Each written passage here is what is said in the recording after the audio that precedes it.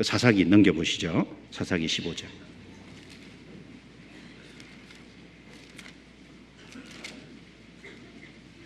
사사기 15장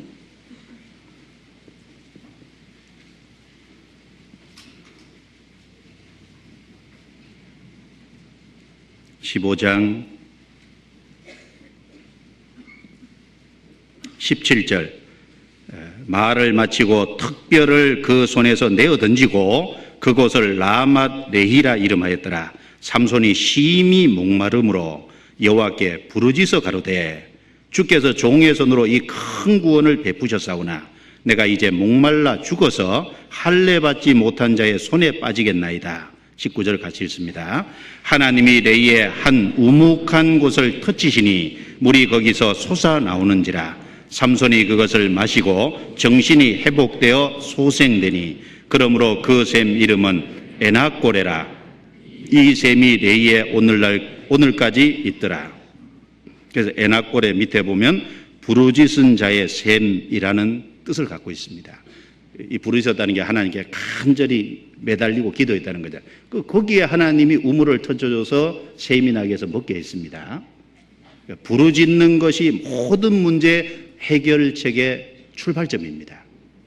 그래서 시편 50편 15절에 한란 날에 나를 부르라. 내가 너를 건지리니 내가 나를 영화롭게 하리로다 라고 말씀했잖아요. 그리고 부르짖을 그곳에서 하나님께서 해결책을 주셨는데 나무를 잘라서 그 쓴 물에 집어 던졌더니 달아졌다는 겁니다. 자, 이것은 우리에게 어떤 교훈을 주실까?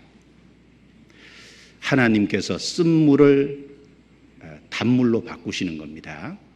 그리고 치료하는 여호와로 거기서 자신을 계시하셨어요. 쓴 물을 달게, 먹지 못할 물을 먹을 수 있도록 치료하는 여호와로 거기서 자기를 계시하신 겁니다. 여기 나무가 어떤 의미가 있겠어요? 나무는 얼른 보면 십자가의 모형으로 보이죠. 십자가. 그리고 바로 예수 그리스도의 십자가의 모형일 겁니다. 우리 인생에 십자가가 없었다면 쓴 인생입니다. 구원받기 전에 우리 인생은 정말 쓴 인생이잖아요. 그런데 우리가 십자가의 의미를 발견하고 진리를 깨달을 때 예수 그리스도와 올바른 관계를 맺고 예수님이 내 인생에 들어왔을 때 내 인생은 쓴 인생이 아니라 단인생으로 바뀌었잖아요. 쓴 인생에서 단인생으로 바꾸는 내 인생을 치료해 주셨지 않습니까? 나를 치료하시는 하나님. 구원받을 때 우리는 실제로 치료가 된 겁니다. 그래서 이 나무가 십자가를 의미하고 상징하는 교훈이 틀림없이 될 겁니다. 갈라디아서 3장 보겠습니다. 갈라디아서 3장.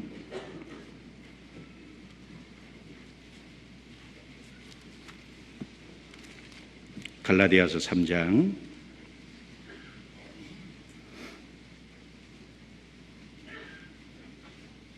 13절입니다. 13절.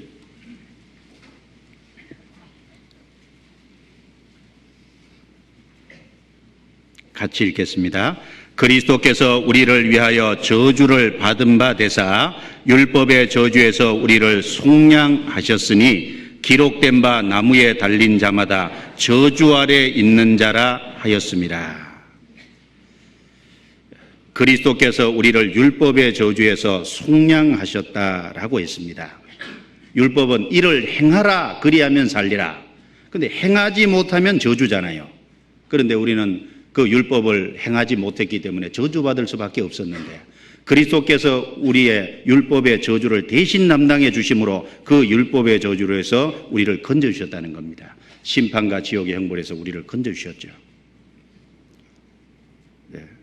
그래서 우리로 쓴 인생에서 단 인생으로 지옥 갈 수밖에 없는 곳의 인생에서 천국 갈 수 있는 인생으로 바꾸어 주셨지 않습니까? 베드로전서 2장 24절도 보겠습니다. 베드로전서 2장 24절.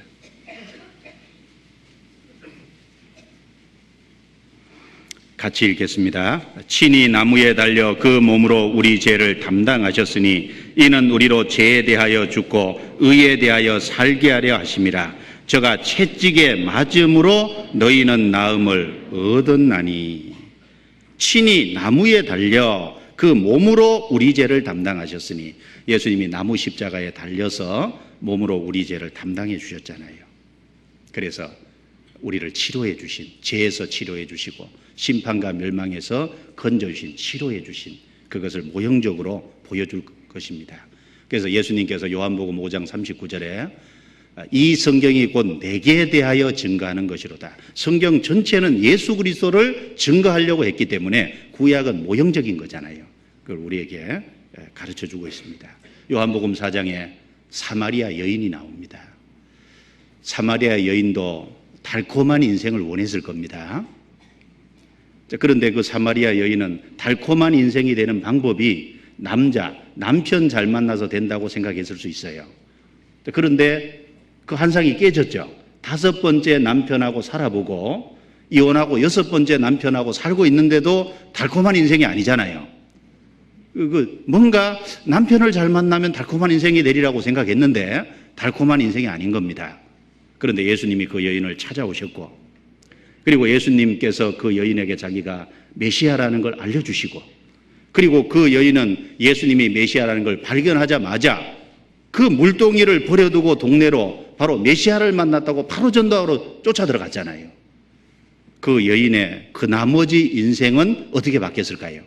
그 나머지 인생은 달콤한 인생으로 바뀌었을 겁니다. 틀림없이 예수님을 만나기 전의 인생은 쓴 인생이었을 거예요. 예수님을 만남으로 달콤한 인생으로 바뀌었잖아요.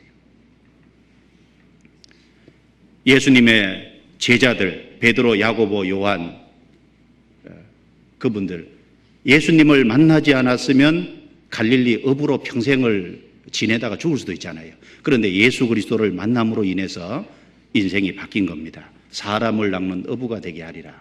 주님으로 만나서 건짐을 받고, 그리고 주님을 따르고, 그리고 주님 역사에 참여하는 그 큰 기쁨을 실제로 그들이 맛봤잖아요. 그래서 우리가 예수님이 우리에게 베푸신 그 십자가의 은혜, 그건 정말 달고, 그리고 그 제사함의 은혜를 받았다는 건 다른 말로 하면 사랑을 받은 거잖아요. 주님의 사랑은 정말 우리에게 기쁨이 되고 즐거움이 되지 않습니까? 주님의 사랑을 생각할 때마다 마음에 큰 감동이 되죠. 로마서 5장 8절에 우리가 아직 죄인 되었을 때 그리스도께서 우리를 위하여 죽으심으로 하나님께서 우리에게 대한 자기 사랑을 확증하셨어요. 그 십자가를 바라볼 때마다 하나님이 나를 사랑하셨다는 걸 의심할 수 없잖아요. 또 그 십자가를 바라볼 때 마음에 감동이 되고, 다시 일어서게 되고 주님을 향해서 나아가게 되지 않습니까? 그리고 구원을 받았기 때문에 주님의 달콤한 말씀, 꿀과 송이꿀보다 더 달다고 하는 그 달콤한 주님의 말씀을 우리가 무슨 내용인지 알고 깨달을 수 있고, 그 주님의 말씀을 누릴 수 있는 그 기쁨이 우리에게 주어졌잖아요.